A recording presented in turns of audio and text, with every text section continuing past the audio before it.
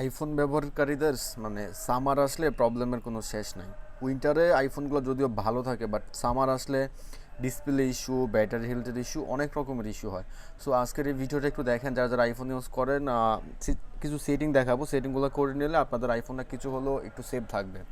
প্রথমত ব্যাটারি হেলথের জন্য, ব্যাটারি হেলথ প্লাস ব্যাটারি চার্জিংয়ের জন্য অনেকগুলো সেটিং আছে। আমি দুইটা সেটিং দেখাবো, দুই তিনটা সেটিং।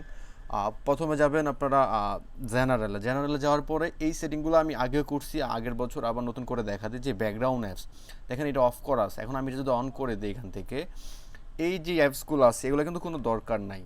অনেকের আছে দরকার, অনেকের থাকে না দরকার। তো আপনার যেইটা দরকার ওইটা রাখেন, বাকিগুলো আপনি অফ করে দেন। এগুলো অ্যাক্টিভ মানে অন রাখা মানে আপনার ফোনটা যতক্ষণ অন আছে এগুলো সবগুলোই আপনার ফোনে রানিং থাকবে, ওরা কাজ করবে। সো এখান থেকে আপনার ব্যাটারির যে পার্সেন্টেজ মানে চার্জিং ব্যাকআপটা একটু হলো ড্রপ করবে। সেটা অফ করে দিলে সবগুলো অফ হয়ে যাবে। আর যাদের যদি কারো ইম্পর্টেন্ট কিছু লাগে ব্যাকগ্রাউন্ড রিফ্রেশ, সেক্ষেত্রে আপনারা দু একটা রেখে দিবেন, বাকিগুলো অফ করে রাখবেন।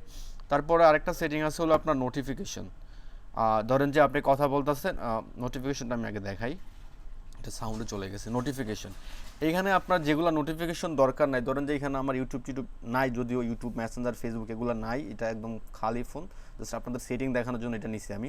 ধরুন যে এখান থেকে আপনার এইটাই ধরেন যে মেসেজ, এই নোটিফিকেশনটা এখন অন করা আছে। এখন আপনার ফোনে খুব মেসেজ দিলে এটাতে লাইট জ্বলবে, অন হবে, আলো আসবে, আপনার চার্জ কম থাকবে, চার্জটা ড্রপ করবে। সো এটা আপনি অফ করে রাখেন। যদি দরকার না থাকে, দরকার থাকলে সেটা অন করে রাখবেন।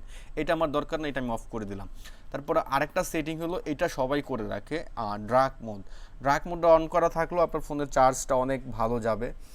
আর সর্বোপরি কথা হলো, যেহেতু উইন্টার শেষ হয়ে যেতেছে, সামার চলে আসতেছে বাংলাদেশে। সামার মানে গরম, আর গরমের দিনে হইলেই আইফোনের 12টা বাজা যায়।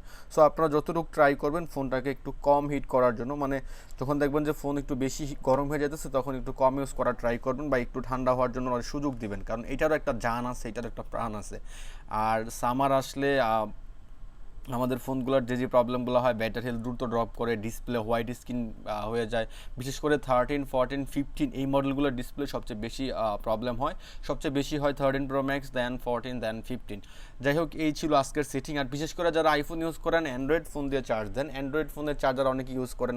যতটুকু দেখছি কাস্টমার এসে বলে যে আমি অ্যাপেলের ইউজ না করে অ্যান্ড্রয়েডের ছিল বাসায়, অ্যান্ড্রয়েড ইউজ করতেছে। আসলে আইফোনগুলোতে আপনার আইফোনের চার্জার ইউজ করবেন, যতটুকু সম্ভব অরিজিনাল চার্জার কেনার ট্রাই করবেন, কারণ মার্কেটে নর্মাল কপি টাইপের অনেক চার্জার পাওয়া যায়। সো যেখান থেকে ট্রাস্টেড মনে হয় যে না অরিজিনাল চার্জার পাওয়া যাবে, ওখান থেকে কিনবেন।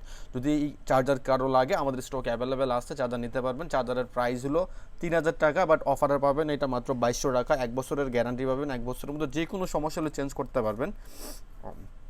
এই যে অ্যাডাপ্টার অ্যাপেলের 20 ওয়াট, এটার সাথে 1 বছরের গ্যারান্টি পাবেন, অফার প্রাইস পাবেন 2200 টাকায়।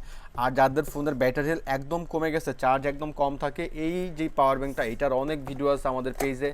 এটা যে অফার চলতেছে, এটার সাথে একটা সিলিকন কাভার পাবেন, একটা গ্লাস প্রোটেক্টর পাবেন। এটার প্রাইস হলো 2500 টাকা, সাথে একটা সিলিকন কাভার, একটা গ্লাস প্রোটেক্টর, আর এটার সাথে 6 মাসের ওয়ারেন্টি পাবেন।